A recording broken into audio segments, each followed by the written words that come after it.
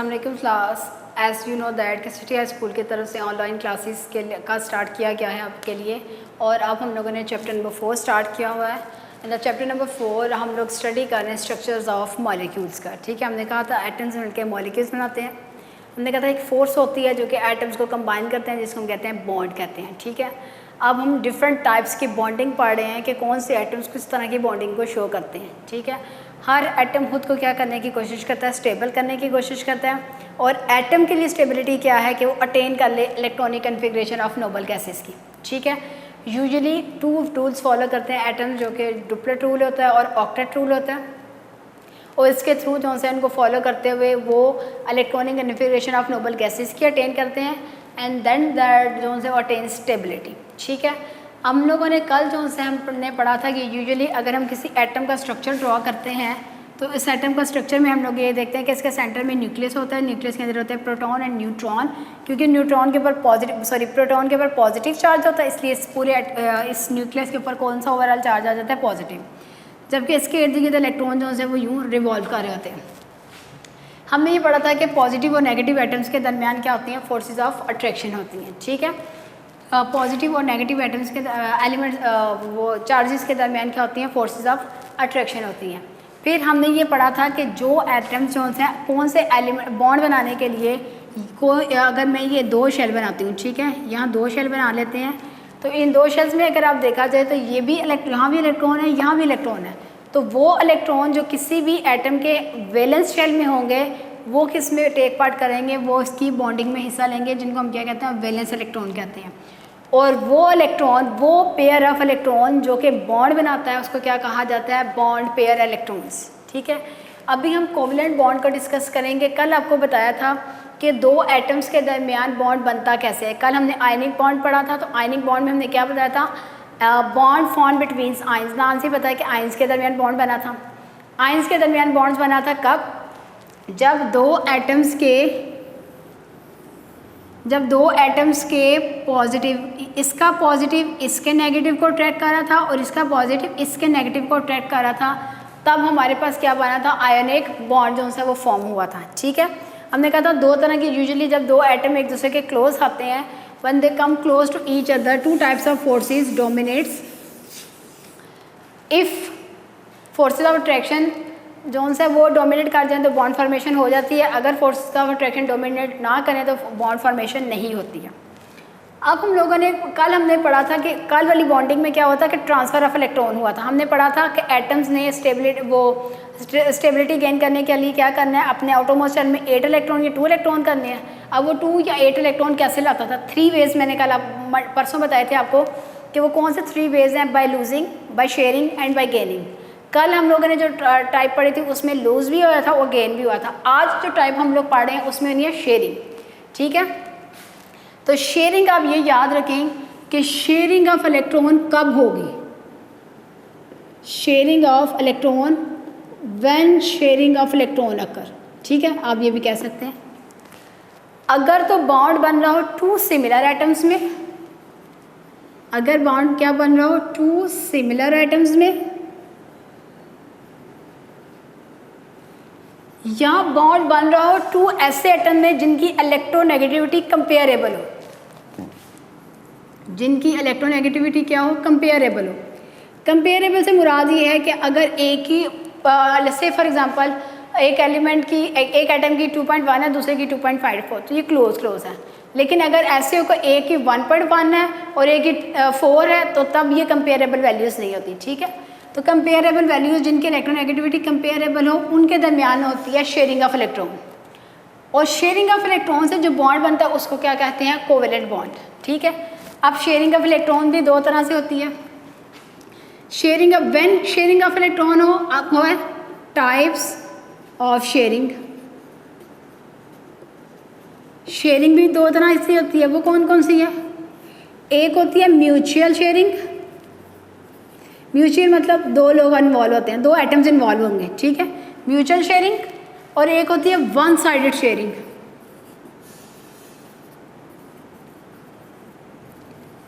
Mutual sharing में क्या होता है, फॉर एग्जांपल अगर दो लोग हैं, एक आदमी एक पर्सन है जिसने अपना बिजनेस स्टार्ट करना से, फॉर एग्जांपल उसके पास इतने पैसे नहीं हैं कि वो अकेला से इन्वेस्ट कर सके, तो वो क्या करते हैं, दो पार्टनर्स मिलकर एक बिजनेस को स्टार्ट कर लेते हैं। तो वो क्या करते हैं, 50% एक पर्सन देता है, 50% बी पर्सन देता है, तो वो दोनों क्या मिलके क्या कर देते हैं, वो म्यूचुअल शेयरिंग हुई। इससे वो जो बॉन्ड बनेगा उसको हम लोग क्या कहते हैं, इसी तरह इनमें भी दो आइटम्स के दरमियान ए और बी कोई से दो आइटम्स होंगे, 50% ये टेक पार्ट करेगा, 50% ये टेक पार्ट करेगा, तो केमिकल बॉन्ड बन जाएगा। ठीक है, अभी तक हम लोगों ने बताया कि शेयरिंग कौन से आइटम्स करते हैं। शेयरिंग कब होगी, जब दो सिमिलर आइटम्स के दरमियान बॉन्ड हो या फिर उनके इलेक्ट्रोनेगेटिव कंपेरेबल हो। फिर हमने कहा शेयरिंग 2 टाइप्स की होती है, एक म्यूचुअल शेयरिंग और एक वन साइडेड शेयरिंग। आज हम लोगों ने जो शेयरिंग पढ़नी है ये शेयरिंग है म्यूचुअल शेयरिंग। ठीक है, कोवेलेंट बॉन्ड की फिर हम डेफिनेशन करते हैं जी। बॉन्ड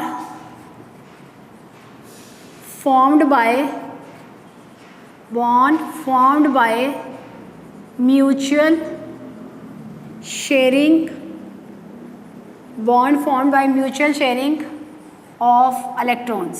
ठीक है, वो बॉन्ड जो कि म्यूचुअल शेयरिंग ऑफ इलेक्ट्रॉन से बनता हो उसको क्या कहा जाता है, कोवेलेंट बॉन्ड। फिर हम लोगों ने पढ़ना, अब हमें कौन सा पढ़ चलेगा कि पीरियोडिक टेबल में 118 एलिमेंट्स हैं, 118 एलिमेंट्स में से कौन से एलिमेंट्स हैं जो से वो शेयरिंग करनी है। तो कौन से एलिमेंट्स इन्वॉल्व होते हैं, ग्रुप 13 से 17 तक जो एलिमेंट्स हैं उनमें ये कैपेबिलिटी होती है कि वो आपस में बॉन्डिंग कर ले या एक दूसरे के एलिमेंट के साथ बॉन्डिंग करके तो ये क्या बना दे, शेयरिंग करके कौन सा बॉन्ड बनाए, कोवेलेंट बॉन्ड बनाए। ठीक है, अब हम लोगों ने, मैंने आपको बॉन्डिंग इलेक्ट्रॉन्स भी बताया कि कौन से बॉन्डिंग इलेक्ट्रॉन जो से वो टेक पार्ट करते हैं ना रिएक्शंस। अब होता है कि जब भी एक बॉन्ड बनना है ना, हमेशा याद रखें whenever a bond is formed pair of electrons involve होते हैं, पेयर ऑफ इलेक्ट्रॉन इन्वॉल्व होते हैं एक बॉन्ड बनाने के लिए। ठीक है, यानी से फॉर एग्जांपल ए और बी दो आइटम है, इनके दरमियान बॉन्ड बनना है, एक इलेक्ट्रॉन ये देगा, एक इलेक्ट्रॉन ये देगा, इसको एज अ होल क्या कहेंगे, वन पेयर। ये क्या होगा, पेयर ऑफ इलेक्ट्रॉन। तो इसको क्या कहते हैं, क्योंकि ये पेयर ऑफ इलेक्ट्रॉन ने क्या बनाया, बॉन्ड बनाया, तो इसलिए इस पेयर ऑफ इलेक्ट्रॉन को हम क्या कहते हैं, बॉन्डिंग पेयर। ठीक है, इस पेयर ऑफ इलेक्ट्रॉन को हम क्या कहेंगे, बॉन्डिंग पेयर्स। अब कोवेलेंट बॉन्ड की हम लोगों ने डिफरेंट टाइप्स को स्टडी करना है जो कि डिपेंड करते हैं कि कितने बॉन्ड पेयर्स रिएक्शन में हिस्सा ले रहे हैं। टाइप्स ऑफ, ये एक लॉन्ग क्वेश्चन भी है एक्सरसाइज में, टाइप्स ऑफ कोवेलेंट बॉन्ड। अब मैं C.B लिखने, कोवेलेंट बॉन्ड किस बेस पे, depending upon number of bond pair, कि कितने बॉन्ड पेयर रिएक्शन में हिस्सा ले रहे हैं। तो इसकी 3 टाइप्स हैं, single covalent bond, double covalent bond and triple covalent bond. अच्छा, अब सिंगल कोवेलेंट बॉन्ड है, इसका मतलब यह है यहाँ पे कितने बॉन्ड पेयर इन्वॉल्व होंगे, यहाँ पे 1 बॉन्ड पेयर इन्वॉल्व होगा, यहाँ कितने इन्वॉल्व होंगे, 2 बॉन्ड पेयर इन्वॉल्व होंगे, और यहाँ कितने बॉन्ड पेयर इन्वॉल्व होंगे, 3 बॉन्ड पेयर इन्वॉल्व होंगे। ठीक है, अब हम लोगों ने इनके डिफरेंट स्ट्रक्चर्स को डिफरेंट एग्जांपल के साथ हम इसको स्टडी करते हैं। सबसे पहले हम लोग जो हैं वो सिंगल कोवेलेंट बॉन्ड को स्टडी करेंगे। Single covalent bond,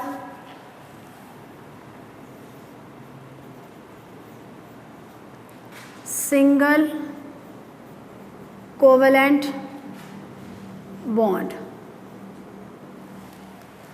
single covalent bond में क्या होता है, when each bonded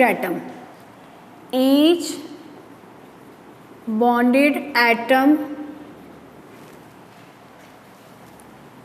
contribute, when each bonded atom contribute 1 electron, then 1 bond pair is formed, 1 bond pair is formed and this is known as single covalent bond. Single covalent bond, ये मैंने एक definition पूरी लिखी है, बाकी next में हम एक आधा आधा करते जाएंगे. अब ना ये अब सिंपल से यहाँ से देखिए, अब इसकी ना रिप्रेजेंटेशन देख लेते हैं, फिर मैं इसको ना डायग्राम के थ्रू एक्सप्लेन कर. इसको हम लोग रिप्रेजेंट करते हैं यूजुअली एक सिंगल लाइन से. ठीक है, अब हम लोग इसको पढ़ते हैं. फॉर एग्जांपल मैं कहती हूँ कि मैंने हाइड्रोजन एटम से हाइड्रोजन का मॉलिक्यूल बनाना है. एक हाइड्रोजन एटम हमारे पास ये है, इसको जो वैलेंस इलेक्ट्रॉन है उसको डॉट से रिप्रेजेंट कर दिया, और दूसरे हाइड्रोजन का जो एटम है उसको रिप्रेजेंट कर दिया क्रॉस के साथ. ये जो डॉट एंड क्रॉस की रिप्रेजेंटेशन है इसको कहते हैं Lewis structure diagram. Lewis structure diagram से हमें क्या पता चलता है? लुईस स्ट्रक्चर डायग्राम हमें बताती है इसमें valence shell electron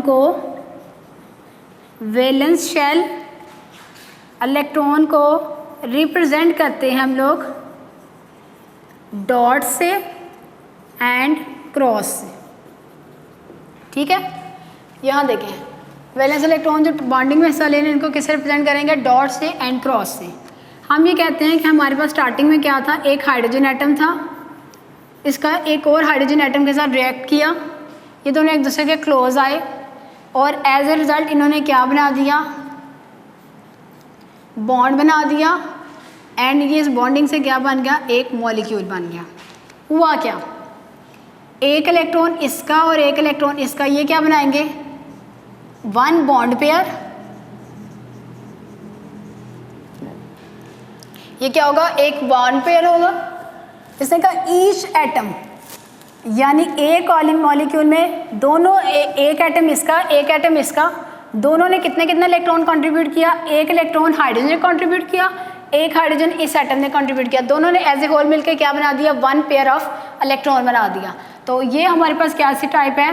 when each bonded atom contribute one electron it form one bond pair, and this type of bonding is known as single covalent bonding. ठीक है, और ये बॉन्ड हमारे पास क्या कहलाएगा? सिंगल कोवेलेंट बॉन्ड कहलाएगा. होता क्या है, जब शेयरिंग ऑफ इलेक्ट्रॉन होती है तो हम लोग ये इसको ना इसके थ्रू भी शो कर देते हैं. हमारे पास ये न्यूक्लियस है, एक हाइड्रोजन का है, इसमें प्रोटॉन और इसमें भी प्रोटॉन. अब ना मैं डिफरेंट के साथ शो करती हूँ ताकि आपको नज़र भी आए. ये दो डिफरेंट हाइड्रोजन के एटम है, इसका शेल ये और इसका शेल ये. हुआ क्या? होता क्या है हमारे पास ये होता है जी,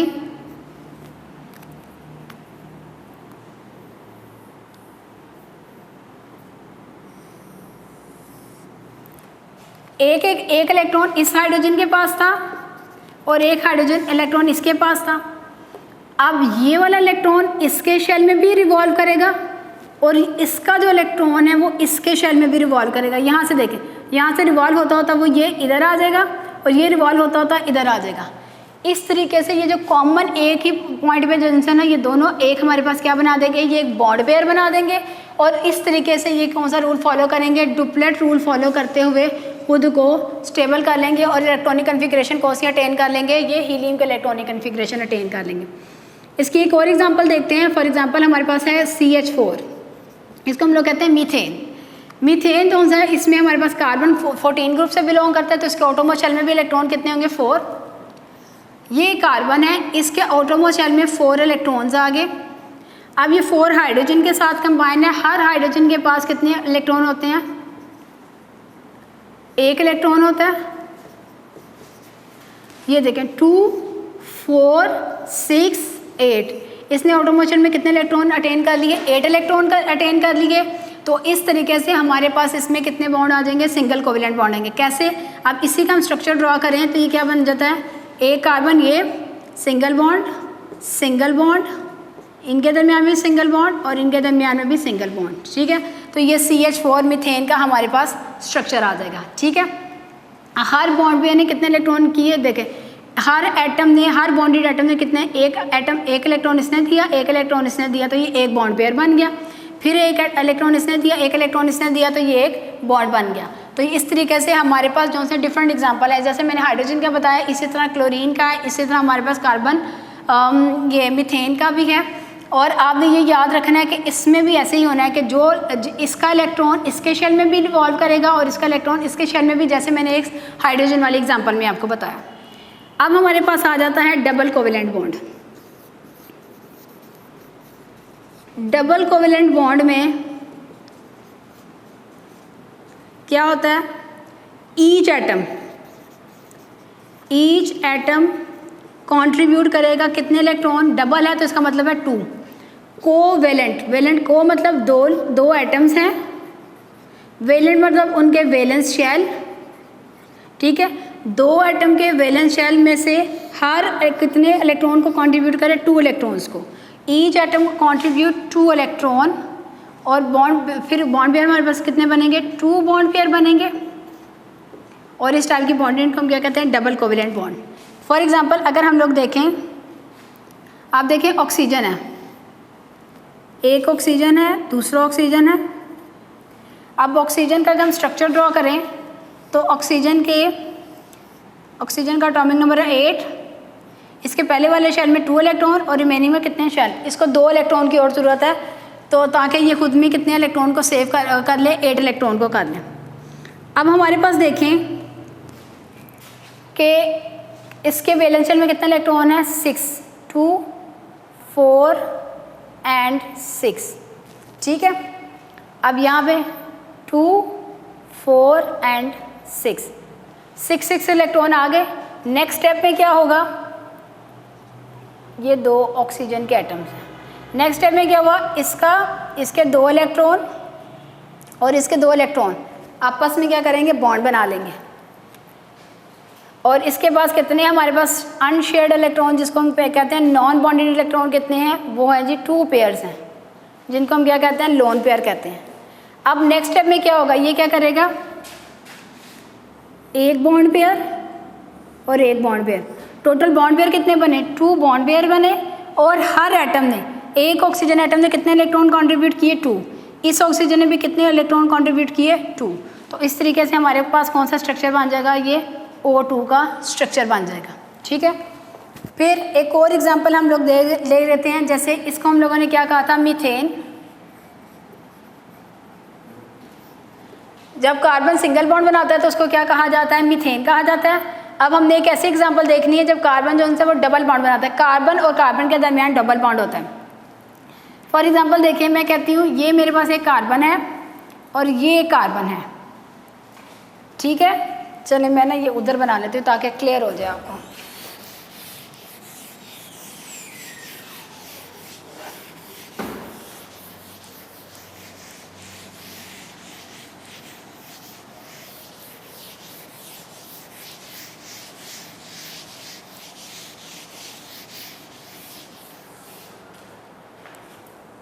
हम स्ट्रक्चर ड्रॉ कर रहे हैं किसका, इथेन का, सॉरी इथीन का, ठीक है। इथीन में कभी भी याद रखें, अगर किसी वर्ड के एंड में, कंपाउंड के एंड में एन आएगा तो इसका मतलब है उसमें सिंगल बॉन्ड है, अगर ईन आएगा तो इसका मतलब है इसमें डबल बॉन्ड है, और अगर आयन आएगा तो इसका मतलब है ट्रिपल बॉन्ड है। ये आगे 10th में जाके आप ज़्यादा डिटेल में पढ़ेंगे। अभी हम ये कहते हैं कि इथीन होता क्या है। इथीन का जनरल फार्मूला लिखें तो हम लिखते हैं C2H4, ये इसका मॉलिक्यूलर फार्मूला। अब हमने इसका स्ट्रक्चरल फार्मूला लिखना है। इसमें कार्बन एटम कितने हैं, 2 कार्बन एटम हैं, एक कार्बन एटम ये और एक कार्बन एटम ये। एक कार्बन में आपको बताया था वैलेंस इलेक्ट्रॉन कितने होते हैं, 4। कैसे, कार्बन का एटॉमिक नंबर 6 है, फर्स्ट शेल में 2 इलेक्ट्रॉन, सेकंड में 4। अब इसको अपना ऑक्टेट कंप्लीट करने के लिए कितने इलेक्ट्रॉन की ज़रूरत है, इसको अपना ऑक्टेट कंप्लीट करने के लिए 4 इलेक्ट्रॉन की ज़रूरत है। यानी इसने 4 इलेक्ट्रॉन का क्या करना है, शेयर करना है किसी दूसरे एटम से इसका। अब ये इसके हम लोग बना देते हैं 4 इलेक्ट्रॉन, और 4 इलेक्ट्रॉन ही हम बना लेते हैं इस कार्बन। अब इसके साथ अटैच हुआ हाइड्रोजन, और यहाँ भी आ गया एक हाइड्रोजन। एक हाइड्रोजन इधर आ जाएगा और एक हाइड्रोजन हमारे पास आ जाएगा इधर। ठीक है, हुआ क्या, हुआ ये कि इसका इलेक्ट्रॉन इसके इलेक्ट्रॉन के साथ मिलकर एक बॉन्ड, इसका इलेक्ट्रॉन मिलकर इसके साथ एक इलेक्ट्रॉन, टोटल बॉन्ड पेयर कितने बने 2, 1 and 2 बॉन्ड पेयर बने। हर एटम में कितने कंट्रीब्यूट किए 2, यानी इस कार्बन एटम में टोटल 2 इलेक्ट्रॉन कंट्रीब्यूट किए और इस एटम ने भी 2 कंट्रीब्यूट किए। अब इनके दरमियान अब इसका स्ट्रक्चरल डायग्राम ड्रॉ करेंगे तो ये कैसे बनेगा, ये देखें, इस कार्बन और हाइड्रोजन के दरमियान कितने एक शेयर हुआ ना, तो ये क्या बनेगा H, इसके दरमियान भी कितना है H, लेकिन कार्बन और कार्बन के दरमियान कितनी शेयर हुई है, डबल शेयरिंग हुई है, और इस कार्बन और H के साथ भी कितनी हुई है, सिंगल। तो इसने कितने बॉन्ड बना दिए, 4 सिंगल बॉन्ड और एक कोवेलेंट डबल बॉन्ड बना दिया। ठीक है, अब हम लोगों ने नेक्स्ट जो इसकी टाइप पढ़ दिया, that is triple covalent bond.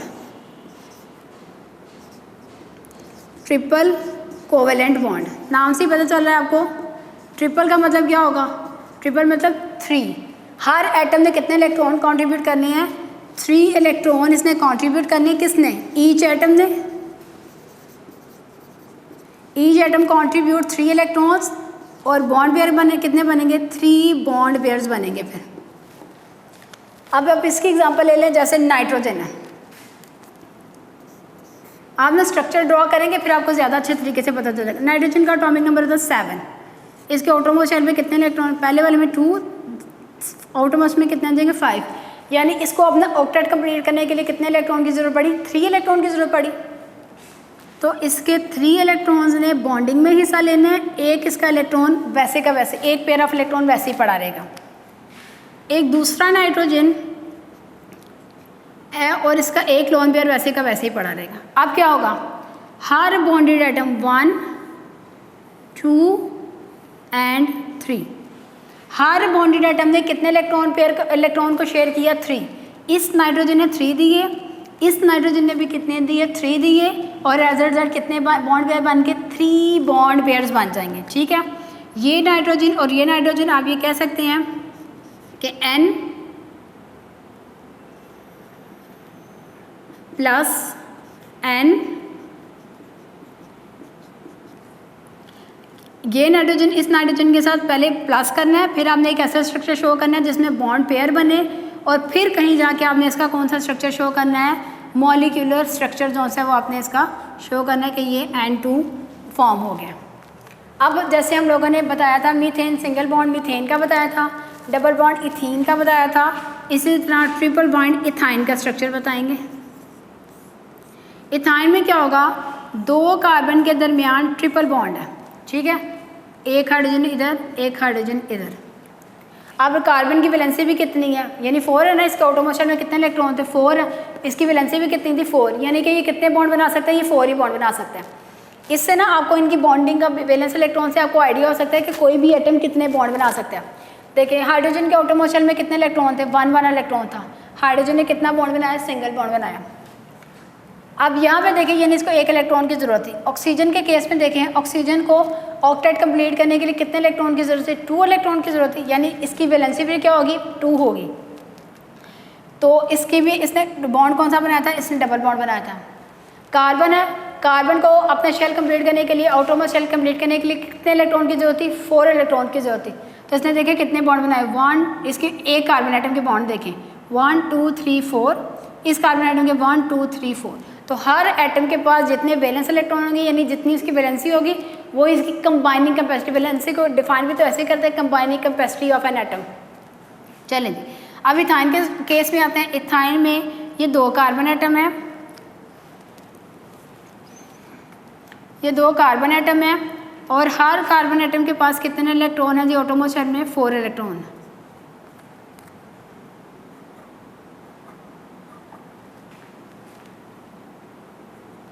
इसका भी पहले ये मैंने क्लोज करके दिखा दिया, इससे पहले आप लोगों ने कौन सा स्ट्रक्चर बनाना है जी, कार्बन,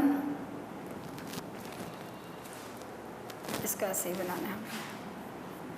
अब यहाँ पे देखें जी, एक हाइड्रोजन इसके साथ, एक हाइड्रोजन इसके साथ, ये यानी ये एक बॉन्ड पे।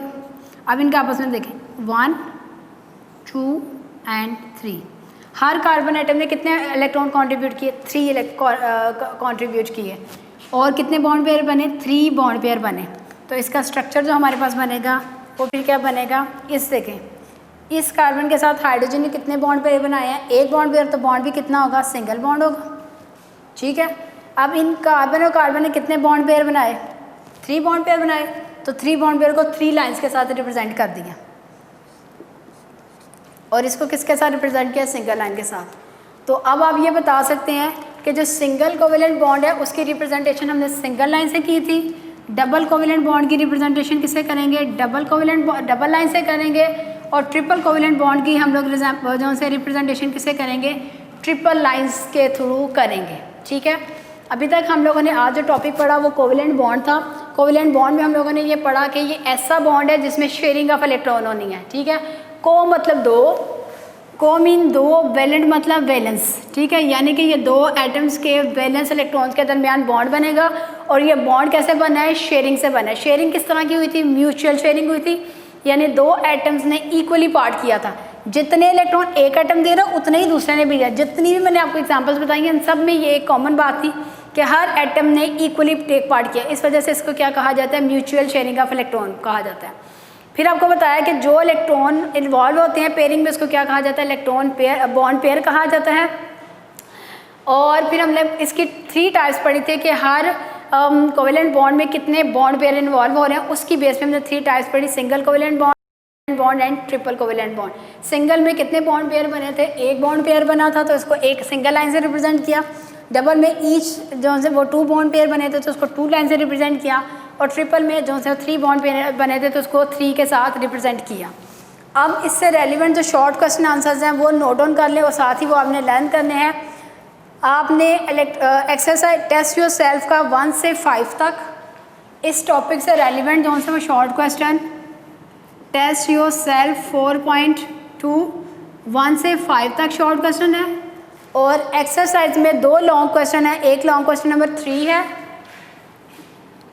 लॉन्ग क्वेश्चन नंबर 3 एंड 5 वो इस टॉपिक से जो से वो रेलिवेंट है, वो साथ के साथ ही आपने लर्न करने हैं और इनको स्ट्रक्चर्स को प्रैक्टिस भी करें। आज तक हमारा टॉपिक इतना ही था।